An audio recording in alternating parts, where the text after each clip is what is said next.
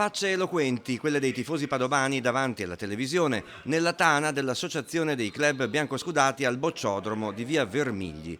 Il cronometro di Alessandria Padova va avanti, ma gli 11 di Mandorlini non la buttano dentro nemmeno dopo i supplementari. Si va ai rigori e basta un errore padovano dai 9 metri per mandare in Serie B i piemontesi. Addio a un'annata strana dominata per quasi tutto il calendario fino al vantaggio di 6 punti, recuperato poi dagli avversari e alla lotteria dei rigori.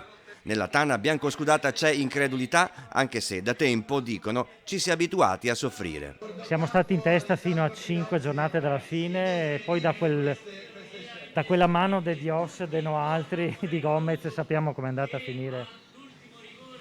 Ma vabbè, faremo un altro campionato, ci riprenderemo, spero presto. Dura da mandare giù. Abbastanza, Perché? È stata un'annata strana del Padova però.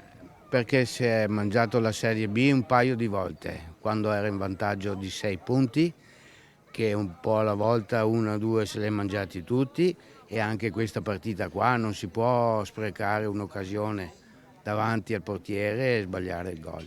Il tifoso biancoscudato prova a consolarsi con un piatto padovano d'eccellenza, risi e bisi, per togliere l'amaro dalla bocca. E dovevamo vincere la metà campionato ormai e dopo abbiamo perso, cosa vuoi dire? Avevamo le occasioni giuste per metterla dentro, matematico che dopo la perdi.